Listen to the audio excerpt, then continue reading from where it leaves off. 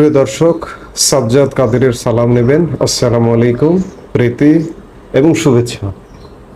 আমি এই মুহূর্তে আপনাদের সামনে কথা বলতে এসে সেনাপ্রধানের এখতিয়ার নিয়ে প্রশ্ন কাদের, কোন মতলবে, এমন একটি শিরোনামটি বলতে পারেন আমার নিজের দেওয়া না, খানিকটা ধার করা শিরোনামটি, এবং শিরোনামের ভেতরে যে প্রশ্নগুলো করা হয়েছে, লেখা হয়েছে, সেগুলো একদম আমার মতের সাথে শতভাগ একমত বিধায় এই শিরোনাম নিয়ে আলাপ করতে এসেছি।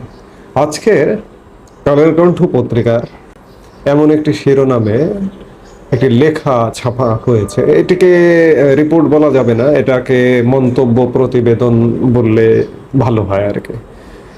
শিরোনামটা ছিল এমন যে সেনাপ্রধানের এখতিয়ার নিয়ে প্রশ্ন কাদের, কোন মতলবে।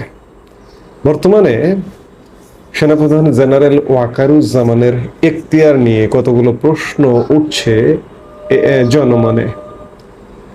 এই মন্তব্য প্রতিবেদনটিতে এভাবেই আলোচনাটা শুরু করা হয়েছে। যেমন প্রশ্নগুলো কি, যে গণ অভ্যুত্থানের পর 5 আগস্ট কার ভাষণ শোনার জন্য দেশবাসী অপেক্ষার প্রহর গুনছিল? জাতির উদ্দেশ্যে সেদিন কে ভাষণ দিয়েছিলেন? কার ডাকে ফ্যাসিবাদ বিরোধী রাজনৈতিক দল ও শক্তির প্রতিনিধিরা সেনানিবাসে উপস্থিত হয়েছিলেন? জাতির উদ্দেশ্যে কে বলেছিলেন যে আমার উপর ভরসা রাখুন? উত্তরটি সবার জানা, জেনারেল ওয়াকার। তখন কি কেউ প্রশ্ন করেছিলেন যে আপনি কে, কেন আপনার উপর ভরসা রাখবো, এসব কথা বলার এখতিয়ার কি আপনার আছে? এর সর্বজন স্বীকৃত উত্তর হচ্ছে না, বরং প্রশংসায় ভেসেছিলেন জেনারেল ওয়াকারুজ্জামান। এইভাবেই প্রতিবেদনটি শুরু করা হয়েছে। সাম্প্রতিক সময়ে আপনারা জানেন যে সেনাপ্রধান কিংবা সেনাবাহিনী সর্বশেষ গত 21শে মে সেনাবাহিনীর অফিসার্স অ্যাড্রেসে সেনা কর্মকর্তাদের সাথে সেনাবাহিনীর যে আলাপগুলো বাইরে এসছে, গণমাধ্যমে এসছে, যদিও সেনাবাহিনীর তরফ থেকে কি আলাপ হয়েছে অফিসার্স অ্যাড্রেসে সেগুলো প্রকাশ করা হয়নি অদ্যাবধি, বা এটি প্রকাশ করার বিষয় নয়। আইসপিআর বিজ্ঞপ্তি দিয়েও প্রকাশ করবার বিষয় নয়। এটি সেনাবাহিনীর নিতান্তই অভ্যন্তরীণ বিষয়। অভ্যন্তরীণ বিষয়ে মিটিং করলাম, অফিসার্স অ্যাড্রেস করলাম, কিংবা সেনা দরবার করলাম, সেগুলো তো বাহিরে প্রকাশ করবার বিষয় নয়। অতীতে কখনোই প্রকাশ হয়নি, বর্তমানে হচ্ছে না, ভবিষ্যতেও হবে না। এখন যেহেতু সেনাবাহিনী সবচেয়ে আলোচিত বিষয়, এই জন্য বিভিন্ন মানুষের হাত বেয়ে গণমাধ্যমে এগুলো আসছে পর্যন্ত। তো সেই জায়গা থেকে আমরা যেটি জানতে পেরেছি গণমাধ্যম সূত্রের বরাত দিয়ে, যে আলাপগুলো হয়েছে অফিসার্স অ্যাড্রেসে, সেই আলাপগুলো বিশেষ করে নির্বাচন নিয়ে, সর্বাগ্রে নির্বাচন নিয়ে খুব গুরুত্ব সহকারে আলাপ হয়েছে। কতদিনের মধ্যে নির্বাচন হতে পারে, কিংবা সাম্প্রতিক সময়ে চট্টগ্রাম বন্দর, সাম্প্রতিক সময়ে মিয়ানমারের রাখাইন রাজ্যের করিডোর প্রশ্নে, কিংবা মব ভায়োলেন্স নিয়ে আলাপ হয়েছে। সেনাপ্রধান শুরুতেই বলেছিলেন, শুরুতেই যখন কেউ কথা বলেনি তখন এই সরকারটির মেয়াদ খানিকটা পরিষ্কার করেছিলেন। 18 মাসের কথা বলেছিলেন। 18 মাস সময়সীমার মধ্যে নির্বাচন দিয়ে এই অন্তর্বর্তীকালীন সরকারটি চলে যাবার কথা বলেছিলেন। সে সময় কিন্তু সেনাবাহিনীর বা সেনাপ্রধানের এখতিয়ার নিয়ে প্রশ্ন ওঠেনি।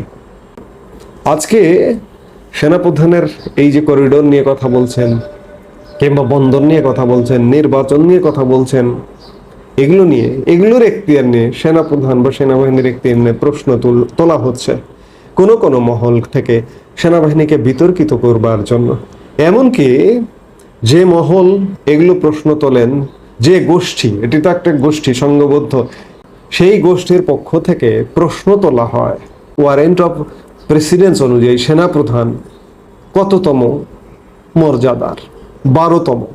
এমনটাও আলোচনায় আনা হচ্ছে যে 12তম মর্যাদার একজন ব্যক্তি হয়ে এসব বিষয়ে প্রশ্ন তুলতে পারেন কিনা। আমার প্রশ্ন তাদের কাছে, এই 12তম মর্যাদার ব্যক্তিটি যদি 5 আগস্ট এগিয়ে না আসতেন, আমি বারবার বলি যে তিনি যদি সিদ্ধান্ত না নিতেন 5 আগস্ট বিগত আওয়ামী লীগ সরকারের পতন হতো না। তিনি সিদ্ধান্ত নিলেন, আওয়ামী লীগ সরকারের পতন হলো, সরকার গঠন হলো, কয়েকদিনের দোলাচলে দেশ অনিশ্চয়তায় থাকলো 5 আগস্ট থেকে 8 আগস্ট পর্যন্ত 3 দিন। সে সময় সেনাপ্রধানকে আপনারাই প্রশংসা করেছিলেন। সেনাপ্রধান কোন কঠিন পরিস্থিতিতে সেদিন সিদ্ধান্ত নিতে বাধ্য হয়েছিলেন যে আওয়ামী লীগ সরকারকে বিদায় জানাতে হবে। এমনও শোনা যায় যে তিনি 5 আগস্ট ভোরবেলা ফজর নামাজ আদায় করে মোনাজাতে বসে হু হু করে কেঁদেছিলেন দেশের প্রশ্নে। আমিও এই কথাগুলো একজন মানুষের দেশ নিয়ে যখন কান্নার কথা শুনি, আমি সত্যিই ইমোশনাল হয়ে যাই। হ্যাঁ, হয়তো সেদিন আওয়ামী লীগের পতন ঘটেছিল, আওয়ামী লীগ বিদায় নিয়েছিল, আরেকটা গোষ্ঠী এসেছিল।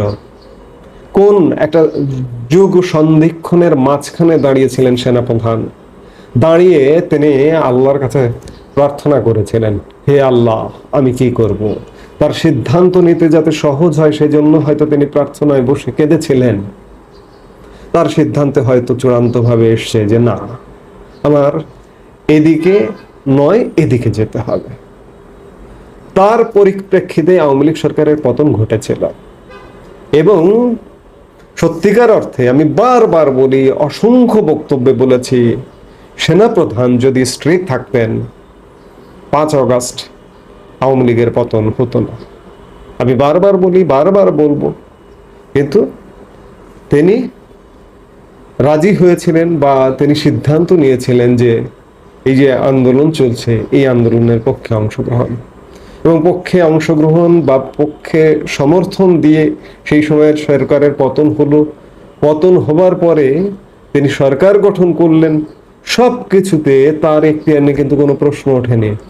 আজকে যখন তিনি দেশের স্বার্থে একটা অনির্বাচিত সরকারের অবসান চাইছেন, সেনাবাহিনীকে এই যে একটা রিস্কি ম্যাটারে রেখেছেন, বাইরে ব্যারাকের বাইরে দায়িত্ব পালন থেকে বিরত করে তিনি ক্যান্টনমেন্টে, তার ভাষায় ছুটি করে ক্যান্টনমেন্টে ফিরিয়ে যেতে চাইছেন, দেশকে গণতন্ত্রের উত্তরণের পথে নিয়ে যাবার জন্য একজন দেশপ্রেমিক মানুষ। আমি যখন এই কথাটা শুনি যে তিনি ফজরের নামাজে বসে কাঁদেন যে দেশ নিয়ে কি সিদ্ধান্ত নেবেন, তখন সত্যিকার অর্থে তার প্রতি আমার শ্রদ্ধাটা বেড়েই যায় যে যুগ সন্ধিক্ষণের মুহূর্তে তিনি এমন সিদ্ধান্ত নিয়েছিলেন এবং নিয়ে তিনি একটি সরকার গঠন করেছিলেন। যখন গঠন করেছিলেন, দেশকে আজকে এই অধঃপতনের দিকে যাবে কিংবা বিগত আওয়ামী লীগ সরকার যেমনটা ছিল তার থেকে ভয়ানক খারাপ দিকে যাবে তিনি কি ভেবেছিলেন? ভাবেননি। তিনি ভেবেছিলেন দেশকে একটা ভালোর দিকে নিয়ে যাবেন, একটা ভালো পথে নিয়ে যাবেন। সেই ভাবনা থেকেই তিনি হয়তো সিদ্ধান্ত নিয়েছিলেন তেমনটা। আজকেও তিনি দেশের ভালোর জন্য ভাবছেন, সব দলের অংশগ্রহণে নির্বাচনের কথা ভাবছেন, একটা অবাধ নিরপেক্ষ সারা পৃথিবীতে গ্রহণযোগ্য নির্বাচনের কথা ভাবছেন। দেশ বিরোধী করিডোর, দেশের স্বাধীনতা সার্বভৌমত্ব বিপন্ন হতে পারে তেমন করিডোরের বিরুদ্ধে দাঁড়িয়েছেন, কিংবা দেশ বিরোধী বন্দর চুক্তির বিরুদ্ধে দাঁড়িয়েছেন। আজকে তার এখতিয়ার নিয়ে প্রশ্ন তোলা হচ্ছে, অথচ 5 আগস্ট সময়ে কোনো প্রশ্ন তোলা হয়নি। আপনি যদি বলেন যে দেশটা আসলে এই মুহূর্তে কিসের উপর চলছে, আইন, আদালত, সংবিধান, এই মুহূর্তে তো কোনো আইনও নেই। তারপরেও সেনাপ্রধানের এখতিয়ার নেই, আইন বহির্ভূতভাবে এই যে একের পর এক অধ্যাদেশের মাধ্যমে কাজ করা হচ্ছে, এই অধ্যাদেশগুলো আগামী সংসদে পাশ করে নিতে হবে। আইনহীন একটা দেশ যখন থাকে তখন অধ্যাদেশ জারি, অথচ সেনাপ্রধানের এখতিয়ার নিয়ে প্রশ্ন তোলা হচ্ছে। শুধু তাই নয়, বিভিন্ন মহল থেকে এই সংঘবদ্ধ গোষ্ঠীটি এক বিশেষ মতলবে প্রশ্ন তো তুলছেনই, আমরা অত্যন্ত পরিতাপের সাথে খেয়াল করলাম উপদেষ্টা পরিষদও একটা বিবৃতি দিয়েছিল গত 24শে মে। সেখানে এখতিয়ার নিয়ে উজ্জ্ব রেখেছিল যে কার এখতিয়ার। আমি সেই উজ্জ্ব এখতিয়ারটির ব্যাপারেই বলেছিলাম যে সেনাবাহিনীকে বর্তমান সরকার চ্যালেঞ্জ করছে।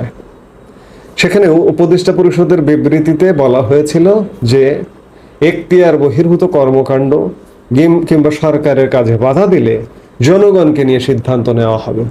উপদেষ্টা পরিষদ আমার দৃষ্টিতে আমি যেটি মনে করি সেনাবাহিনীকেই এক প্রকার পুরো থ্রেড দিয়ে দিলেন যে এখতিয়ার বহির্ভূত কোনো কর্মকাণ্ড কিংবা উপদেষ্টা পরিষদের কাজের বাধা হলে জনগণকে নিয়ে সিদ্ধান্ত নেওয়া হবে। সেনাবাহিনীকে জনগণের ভয় দেখিয়ে দেওয়া হলো, অথচ কোন এখতিয়ারে সেনা প্রধানের পুরো সমন্বয়।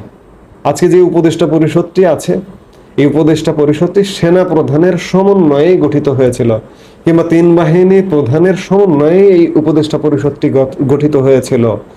এই প্রতিবেদন, কালের কণ্ঠের প্রতিবেদনটি নিয়ে যে আলাপটি আমি শুরু করেছি, সেই প্রতিবেদনের শুরুতেই বলা হয়েছে যে সব রাজনৈতিক দলের নেতৃবৃন্দ সেনাবাহিনীর ক্যান্টনমেন্টে 5 আগস্ট কার আমন্ত্রণে বা কার এখতিয়ারের প্রেক্ষিতে হাজির হয়েছিল সিদ্ধান্ত নিতে দেশ নিয়ে।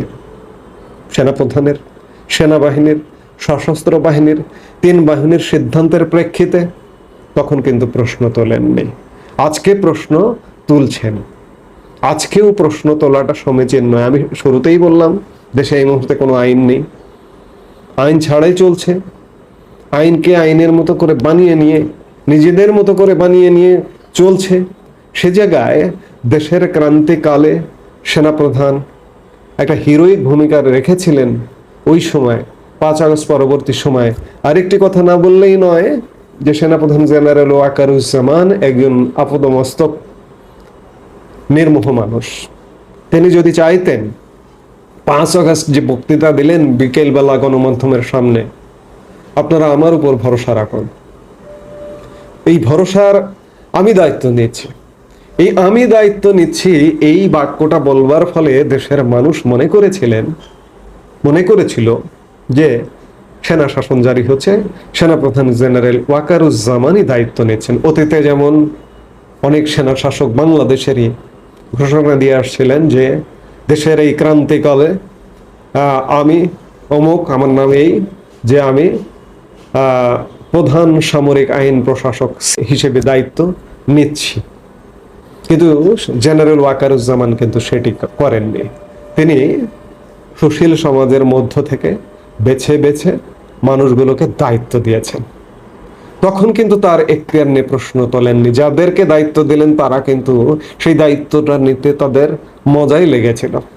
আজকে যখন সেনাবাহিনী দেশের এই ক্রান্তিকাল নিয়ে, এই সময় নিয়ে, এই কঠিন সময় নিয়ে কথা বলছেন, এই কথা বলার এখতিয়ার নিয়েও প্রশ্ন তোলা হচ্ছে।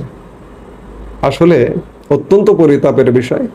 আমি মনে করি, আমার কাছে যেটি মনে হয়, আমি শুধু না, দেশের লক্ষ কোটি মানুষ মনে করে দেশ আজ এক ভয়ানক অন্ধকারে নিমজ্জিত।